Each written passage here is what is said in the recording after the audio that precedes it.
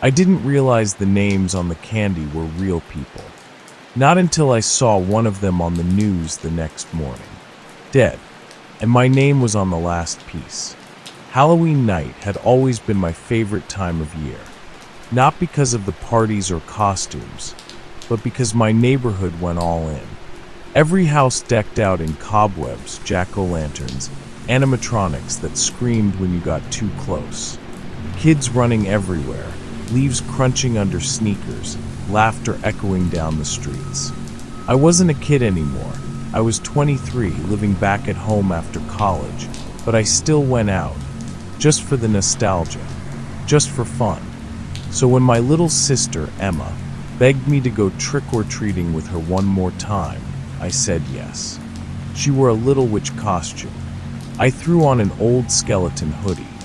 We went door to door, laughing, pretending to be part of the chaos again. Everything felt normal, almost too normal, until we reached the house at the end of Willow Lane. It wasn't on the usual route, half hidden behind overgrown trees, its porch light flickering like it couldn't decide if it wanted to be on. But Emma ran up anyway. There wasn't a person on the porch, just a single wooden bowl. No take one sign, no decorations, just candy. The weird thing, each piece was wrapped in plain white paper. No logos, no colors, just handwriting, names, written in what looked like black marker. I told Emma not to touch it, but she giggled, said it was probably some creepy Halloween prank. She took two, and because I didn't want to seem paranoid, I took one too. We moved on, but the whole walk home, I couldn't stop thinking about that handwriting. When we got back, I dumped my candy on the table. All the regular brands mixed together, Snickers, Twix, M&Ms, and there it was, the plain white-wrapped piece. The name written on it in uneven black letters. Daniel Holt. I didn't know anyone by that name. Didn't think much of it at first. But something about it felt personal. Emma had two of them. She said hers said Lucy Park and Tommy Wills. She laughed. I didn't. That night, I couldn't sleep. Every time I closed my eyes, I saw that candy sitting on my desk, like it was waiting for me to open it. At around 3 a.m., I finally gave in. I unwrapped it slowly, the paper crinkling so loud it felt like it echoed through the whole house. Inside was a small, black hard candy. Shiny, almost wet looking. It didn't smell like sugar. It smelled like metal, like blood. I didn't eat it. I just stared at it until I finally threw it in the trash. And that should have been the end of it. But the next morning, I saw the name again. The news was on in the background while Mom made breakfast. Police have identified the victim as 24-year-old Daniel Holt. The voice hit me like ice water. I turned to look at the TV. His photo was there, smiling, alive, except he wasn't alive anymore. He'd been found early that morning, just outside town. No cause of death released. I froze. That was the exact name that had been written on my candy. I ran to my room, opened the trash bin. The wrapper was gone. The trash was untouched. But the paper was missing. I checked Emma's candy bucket. The white wrappers she'd taken were still there, unopened. I took them. I don't even know why. Instinct, maybe. That night, I turned on the local news again. And that's when I heard it. 2 more deaths. Lucy Park. Tommy Wills. I didn't tell Emma.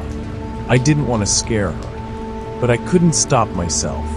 I went back to that house on Willow Lane. The bowl was still there. Still full. Still white-wrapped. Different names this time. And the porch light wasn't flickering anymore. It was completely off. I thought about taking another piece, but I couldn't bring myself to. Something about the air, the smell, it was like damp soil, like the ground after it's been turned over. I stepped closer to the porch. The boards creaked under my shoes. And that's when I saw it. On the side of the wooden bowl, faint letters carved into the wood. I leaned in. It said, "Take one, leave your name." My stomach dropped. I hadn't left my name, but I had taken one. Then I heard something move inside the house. A slow, dragging shuffle, like bare feet across old wood. I bolted. I didn't even look back until I reached the main road. When I did, the house looked wrong. Like the windows were darker than the rest of the night. Like something was standing just inside them, watching me go. That night, Emma came into my room. She was crying. She said her phone kept lighting up with messages. No sender, just one word, over and over. Open. She said it started when she was staring at the candy. I told her not to touch it, not to open it. But I could see the curiosity in her face, that same look I'd had, the same mistake I'd made. I woke up at 2:47 a.m. to the sound of her door creaking open. Soft footsteps down the hall. I ran after her, but by the time I reached the living room, the front door was open. Her candy bucket was on the floor, empty, and the wind outside carried the faintest sound, a child's laugh. It's been 3 nights since Emma disappeared. The police said they'd search, but they won't go near Willow Lane. No one will. I don't sleep anymore. I just sit here, staring at the candy bowl I brought home. I shouldn't have done that, but it refilled itself. Every morning, with new names. Names I recognize now. Neighbors, co-workers, friends. I think it's keeping track. And tonight, I found one new piece, different from the rest. My name, written in that same uneven, black handwriting. I can hear footsteps on the porch right now. Slow, heavy. The doorbell just rang. And I think it's my sister's laugh on the other side.